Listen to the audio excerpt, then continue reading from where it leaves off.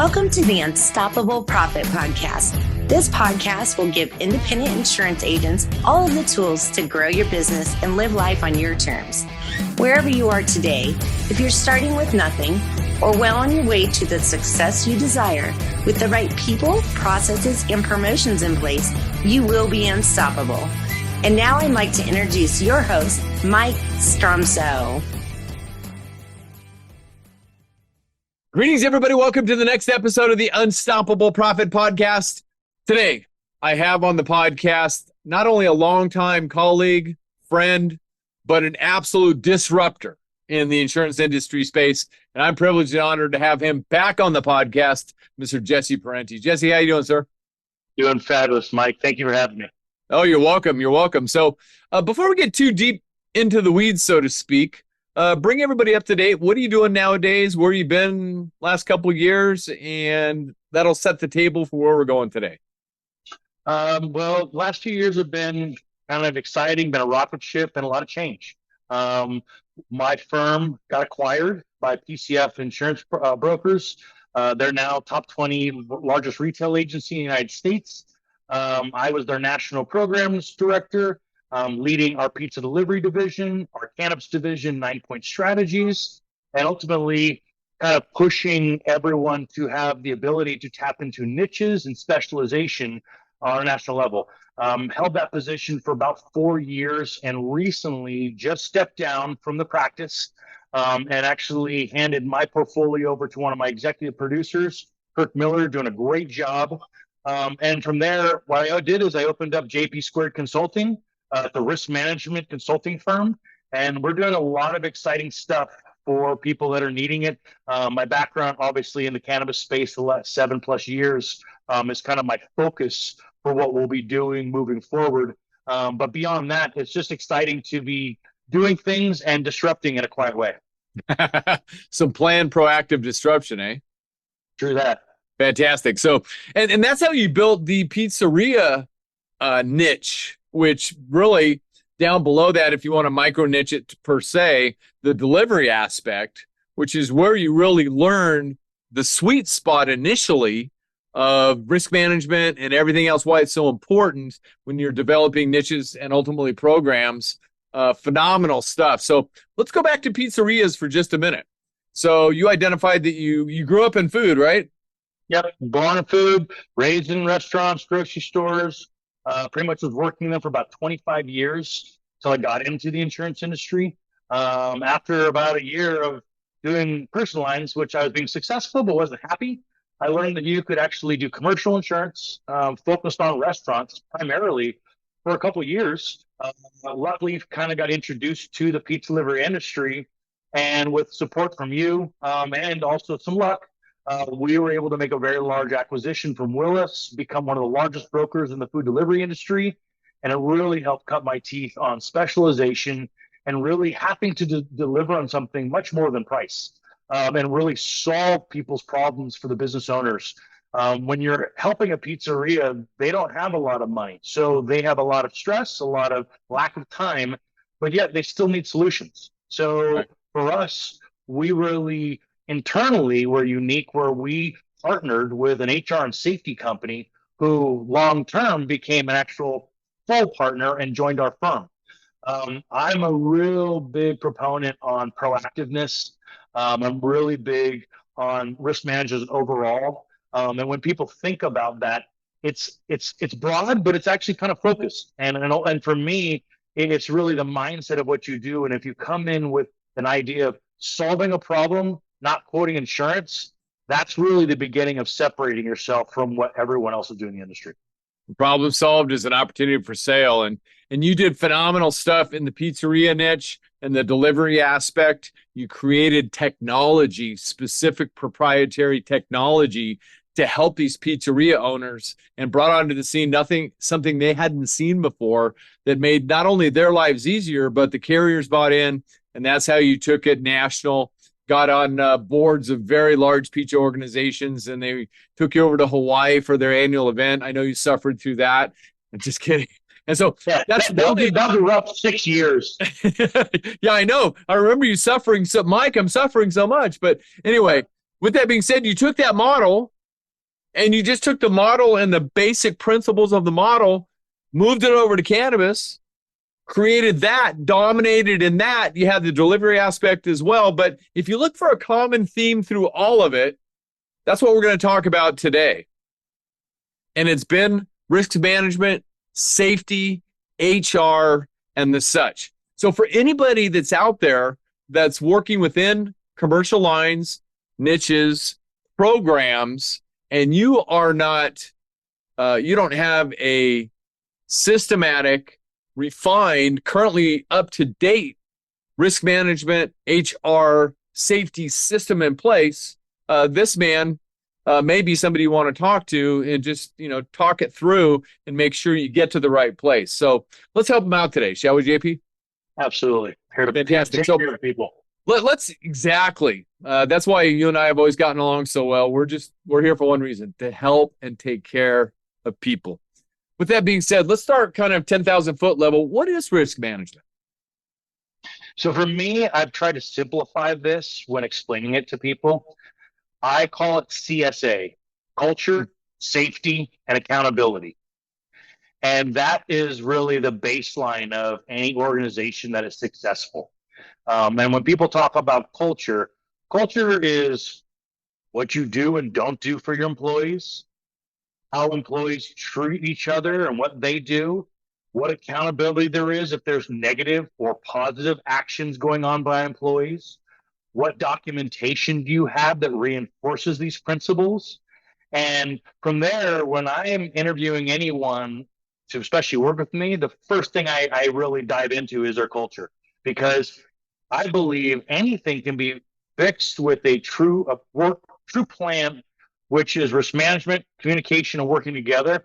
But you got to believe in actually what culture is. And I literally had people tell me that's full of crap. I literally go, thank you for your time, and I walk. Right. I put a lot of time into people to solve problems, and insurance is really one mechanism that we have in our world. That's all it is. It's a risk transfer. We're selling a contract with the belief that if we have a loss, there's going to be payables back to the person that had the contract. There's way more that we do in our world beyond that. And that's been really for plus at least 10 years for me now, learning from people that have helped me understand this. Where I got successful a long time ago was I had a friend of mine, Daisy Bach, who was head of our HR company before she joined our firm.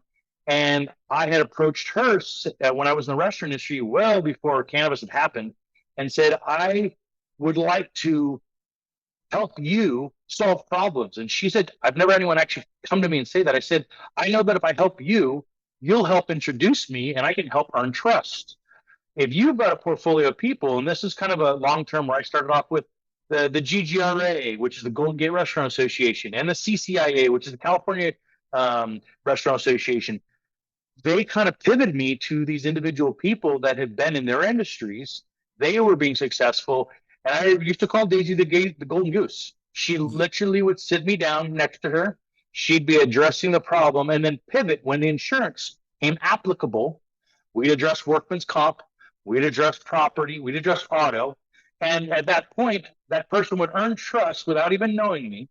And in return, I would get an opportunity. By solving her problems, she proceeded to change her relationship with me over any of the brokers. And she's like, I've done this with 10 brokers in 30 years, and no one really does what you do. And for me, it was, once again, not about me, about you. And if I solve the problem, I will receive business by earned trust. And that aha I got from that little thing that she did with me changed how I did everything. And then we did the same thing with safety. They had an OSHA Safety company. We learned very quickly in cannabis that if you actually help people be proactive, they will trust you in a way that no one has. So learning what the industry you work in, identify their pain, and solve their problem. Even if it's not coming from you, do the work, find trusted resources, because ultimately you will find by building these relationships, whether you bring it in-house, which is a great process. A lot of smaller agencies don't have that P&L to allow for it. So find a strategic partner that actually can be your partner. Sometimes there's splits, sometimes there's not. I've had relationships where I didn't care about anything they gave me. I just wanted the opportunity for them to refer back to me because they knew that every time they referred to me, it did exactly what their clients need. They said thank you back to them. That's a good business relationship. And ultimately, everybody wins. So it's not about me, about them, and keep it simple. And that's where things move forward. It's about giving first. And that's always been one of your top things. And you've always been a giver first. Reciprocity, fantastic stuff. So one of the things that I also learned a number of months ago from some of my studies about culture, just to see this in, I'm not sure if you've ever heard of this. I think about it as the invisible architecture of your business. Love that. You can't really see it, but it's there, right? And it's that cloud or it's not a cloud, and it's clear or not. So 100% agree. I've walked into agencies and you can feel the energy that's fabulous. And you're like, wow. And then you talk to people, you know what's going on. And then you know the opposite. You walk in, you're like, whoa, this place is, I mean, I haven't even talked to people and you can feel it's ice cold here and the culture. And it's like, that is very real when it comes to success. And for me, I use the insurance as one thing, but ultimately I want to partner with this person. I want to work with them. I want to solve their problems. And if this is how they treat their staff, how are they going to treat you? So these are things with when really you're initially meeting someone as a prospect or a business owner, you want to be aware and see these things. 100%. So we have a culture of risk management. It's present within the organization. So let's move that over to HR and OSHA safety as an example. So why is that important for clients? And what are the results when you have a solid HR and OSHA safety program present for your clients and you're helping them implement it in their business? One of the biggest learning lessons I've had in the last 10 years has been you could have a problem with an employee, but when the HR department is not communicating with the safety department, they sometimes tend to be the same problem, and it could easily be resolved by just communicating. The two key things that you have for these each departments, you have your human resources, they have their employee handbook. That's their Bible. Then on the OSHA safety side, you have three elements. First, you have the IIPP, which is the Injury Illness Prevention Plan or Program. Then you have your CHCP, which is your Chemical Hazard Communication Program or Plan. And then you have your EAP, which is your Emergency Action Plan. Those are the Bibles of safety. They both have documentation that are basically going to save your butt in court if something goes sideways. HR is going to be an employee-related issue, a discriminatory issue, a harassment issue. Once again, if you have it in the employee handbook, whether you use it or not, there's documentation. If things aren't signed, things aren't there, it doesn't exist. One of the worst examples I have of a bad claim, but we had a great result, was we had a young line cook cooking at one of my large restaurant groups. He got a third degree skin burn from oil. Horrific. This kid was 20 years old. Everyone was bad. It was the type of crime where OSHA has to be notified by law within 8 hours. They are on site within 24 hours. Now here's the good. We had our IPP. We had been doing our monthly trainings. We had documentation. Within a week, we got a fine while investigating all this. I'll take us back. We got a fine, and then they came out and documented what they needed to after the fact. Fine came out at $227,000. OSHA will come out and fire at you, and you are forced and required to defend to prove that you are not liable for these charges. Back to the point of the individual, we had done the IPP, done the trainings, everything. Our investigation determined the young man had been out partying all night long, had not slept. He not only had missed 3 trainings, he missed the training on his oil. So all these things that we literally had a personal lawsuit and a work comp claim and an OSHA issue, work comp take care of his medical, and we actually got it closed because they were going for like millions of dollars, and then we paid about $100,000 in medical. He had a little bit of skin surgery had to be happen. He did not get disability. He did not get like the EEOC and other organizations came after us. He got shot down because of our investigation and also us doing our part. We had been doing training. We did have the documentation. I will tell you that my client did not have $228,000. Right. And we had a serious problem if this was going down. We don't have insurance, but when the insurance wasn't covering anything because of negligence. So I always say doing it's important. Document it's even more important, because if you do it and you didn't document it, it never happened. Well, and it's back to one of the things. The one thing, which is the reason why people aren't successful personally and professionally, it's lack of a C word, right? Consistency. Yes. And so the fact that it was installed and they were doing it consistently, the fact that he made the choice not to attend, ultimately that was his responsibility. So fantastic. And that just proves that the results will happen, but it takes one thing that you've got to do first, right? Which is Well, I will tell you, my group was far from perfect. We got a little lucky because technically they had 7 locations. You got to have an IPP at all of them. We only had it at 4. So at that point, we had immediately realized this has to be fixed. We got all the stores up to date.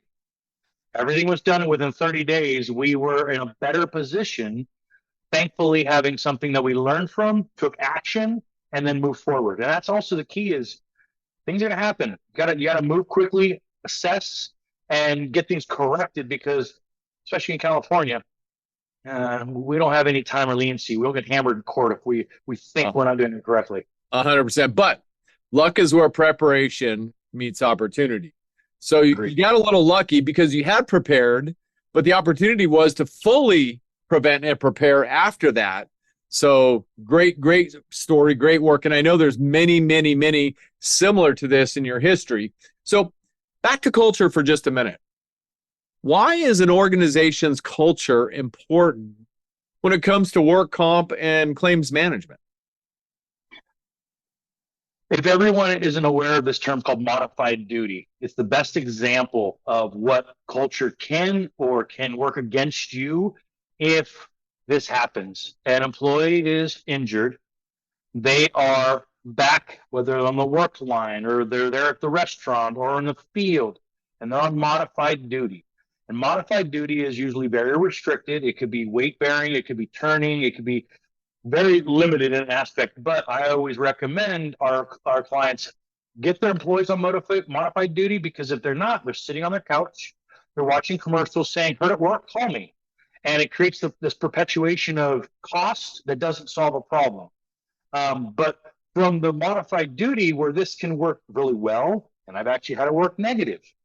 I have had agricultural workers have their employees paint dirt purposely to get them to get back to work, because they don't want to have the claim get manipulated. I had another gentleman that had someone separate screws and bolts for his warehouse of tools until the guy got so annoyed he wanted to get back to work. I've had it also go opposite of me on a restaurant where we had people just doing napkins and rolls. They were very content doing napkins and rolls way beyond what they needed. So back to the culture aspect, if an employee is manipulating something and they're working at a third of the capacity that someone is right next to them, and there's not accountability, this is where your culture can go sideways, because you can have a bad actor create this poison basically amongst your entire workforce or on a shift, and it's purely because they're manipulating it. So for us, culture is something that's managed. That's where it's reinforced by safety, and then you have to have accountability. When you have these things, it reduces this opportunity from happening. And furthermore, when you do it correctly, give an example, hey, an employee that's hurt, we take immediate medical attention. A manager takes them somewhere, and they get back to work 2 days later, and they're talking about, man, I bumped my head, and John took me to the ER, and he sat there with me for 3 hours, got me home. The nurse called me the next day, and then I was back to work. The rest of the employees go, whoa, if I get hurt, they're actually going to take care of me. And that's where culture is a very big positive. And I always say culture is an opportunity for us to level up and to rise up and to help everyone realize that we're all on the same team, we're all on the same engine. but that can go negatively if you don't. So when I'm meeting 100%. people, especially leadership, they will literally tell me, "Oh yeah, well, if leadership doesn't actually reinforce what middle management and the employees do, we've got a problem." That happened to me 2 weeks ago. 10 of us are sitting there in a safety inspection wearing PPEs, which is personal protective equipment. We're standing there waiting for, I think, the VP. He's late. We're on all the gear.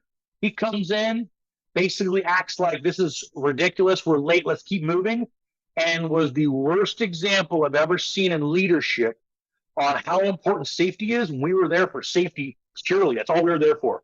And instead of him actually taking 3 minutes, putting on a hood, booties, everything he needed to that we all had, he mobbed in. And I'm talking every person, even the leadership we were with, were like, whoa, like they were embarrassed. So these are the things that when you're working with someone, you got to be aware and paying attention, because you can do everything right. And when leadership doesn't support it, you might be pushing up a rock that you'll never fix. And sometimes, I mean, not all money's good money. 100%. And they're watching it from a leadership perspective. They're watching everything you do and everything you don't do, and listening to everything you say and everything you don't say. And it does start at the top. 100%.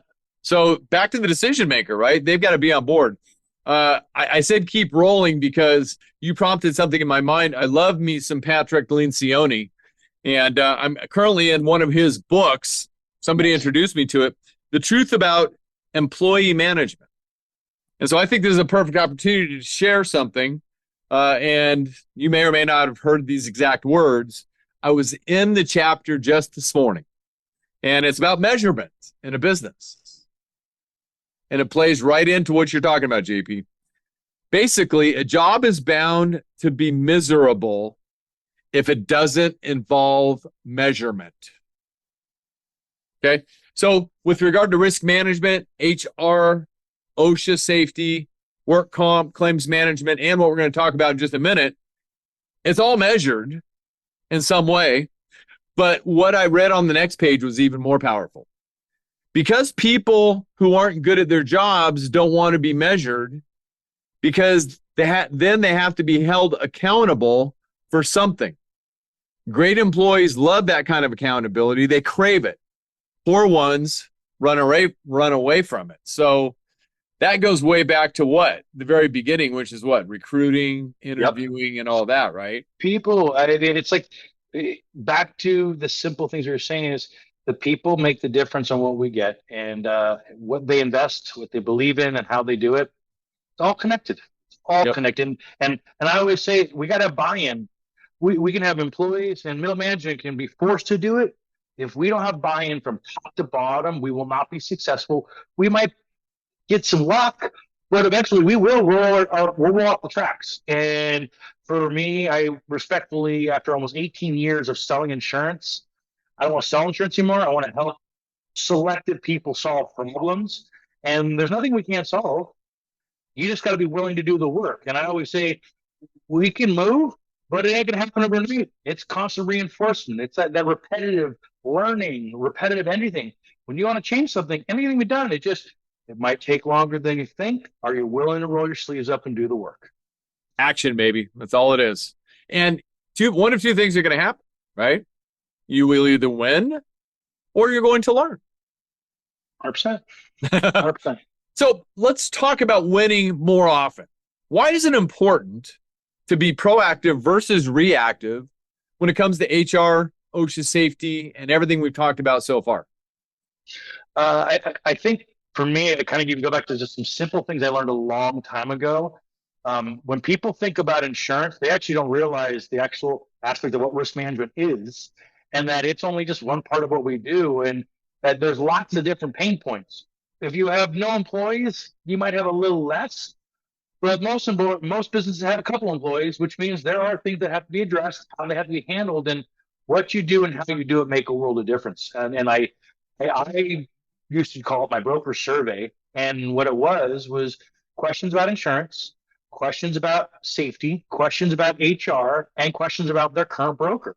And it was really meant for them to see if I'm going to do something different for them. Do they like what I'm going to do? And in return, I had the whole process of like, I'm gonna work through their documents and do everything. But this was kind of a qualifying factor of seeing, do you take this seriously? Do you actually want to do something different? Because I just listened to you for 20 minutes about your problems. The price was not necessarily the driver where we were. Yeah, of course we want to save money. Everyone does. But if you got a problem, let's solve the problem and hopefully we don't pay more. That's always my best case. And let's solve the problem because you know what costs more money? A reactive check. Proactive check's usually 10 times less than what a reactive check will be. An EPLI policy ain't cheap. What's more expensive is a class action suit.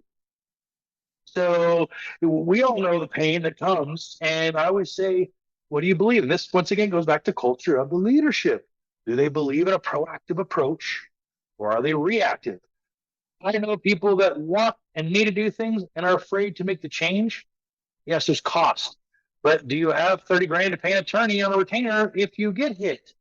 There's different things. And I always look at it as like, make good business decisions. The best way to do that, give them the most information they can, way beyond insurance, do a full diagnostics of their business, and then help them solve their problem. You'll probably use insurance as part of it, but there are big problems. There might be something totally different from insurance, which are HR, OSHA, work comp, all these different things.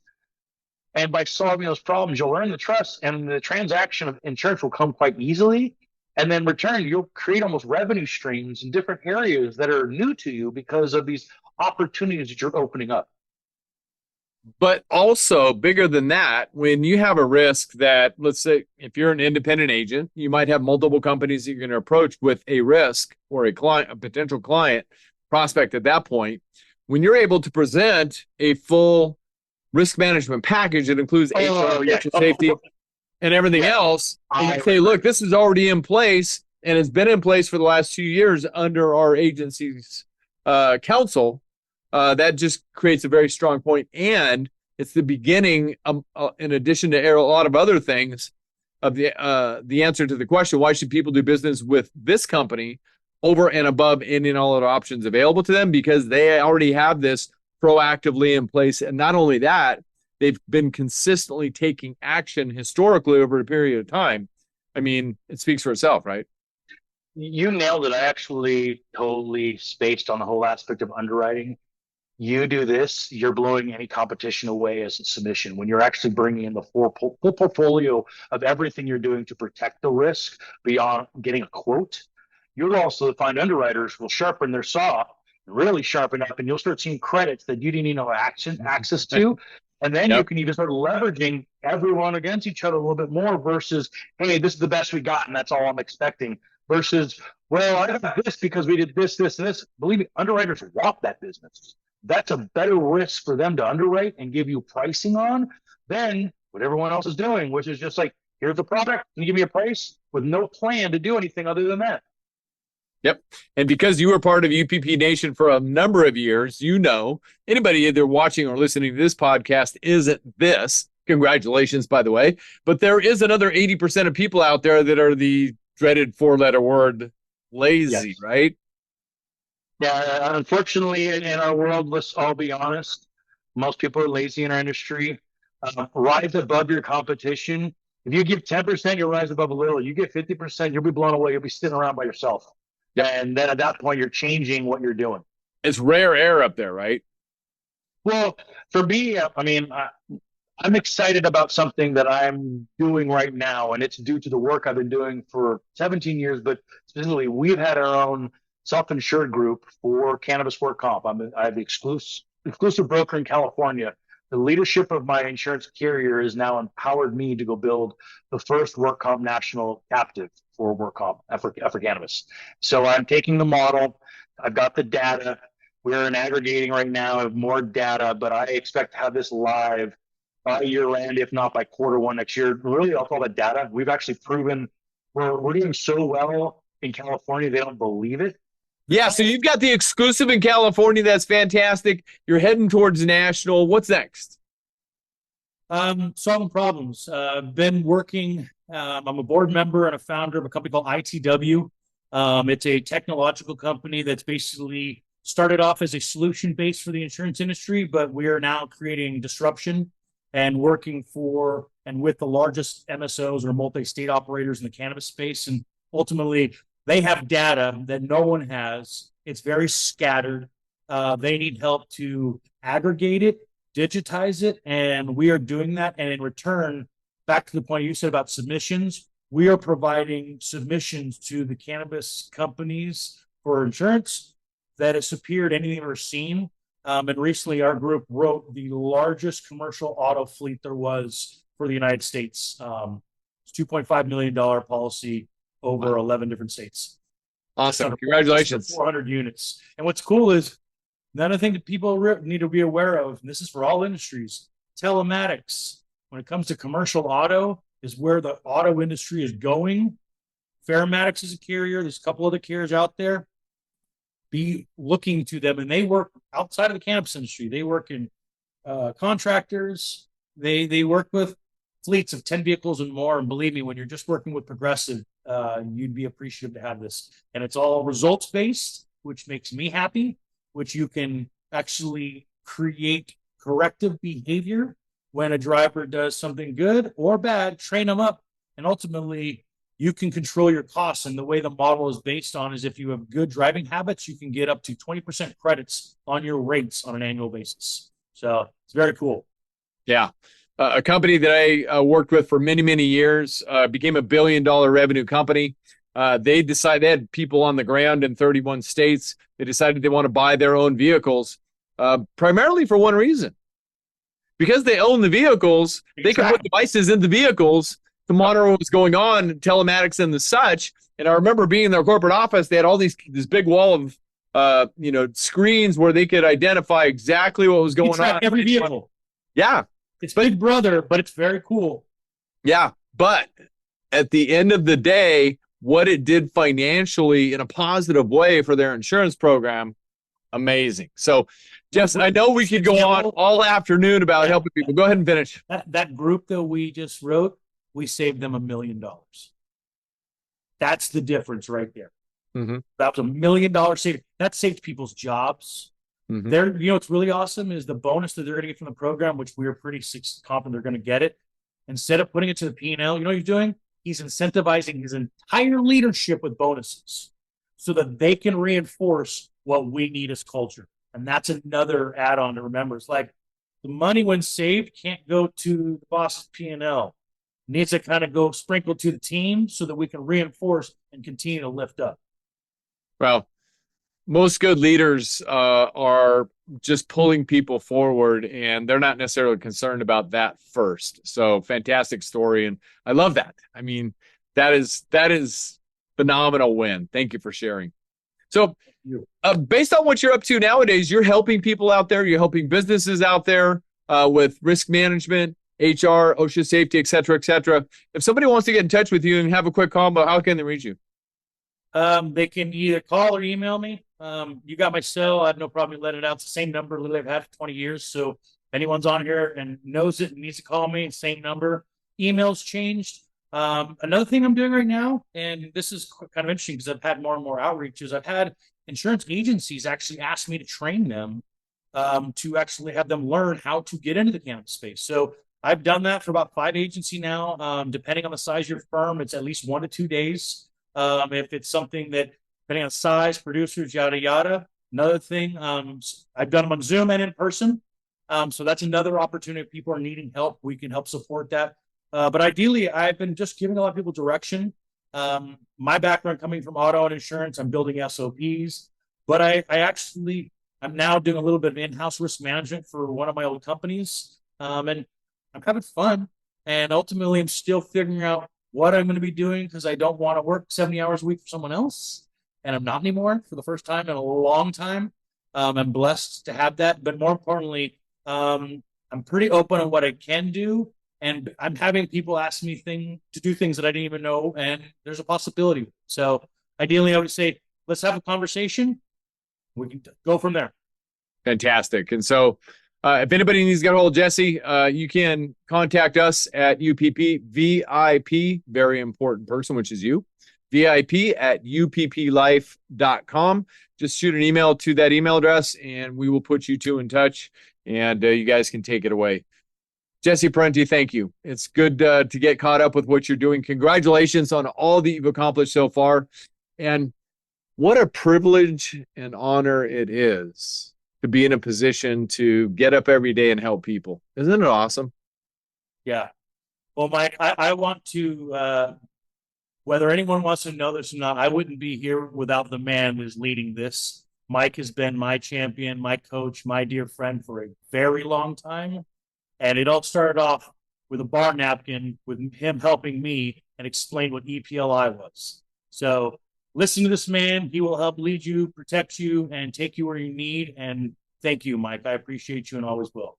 Well, thank you for the kind words. It's an honor and a pleasure. And there's nothing better than impacting people's lives personally and professionally, which is what our core purpose here is. And I know now you're on a mission to pay it forward. So good luck. Keep in touch and let us know how we can support you as well, sir.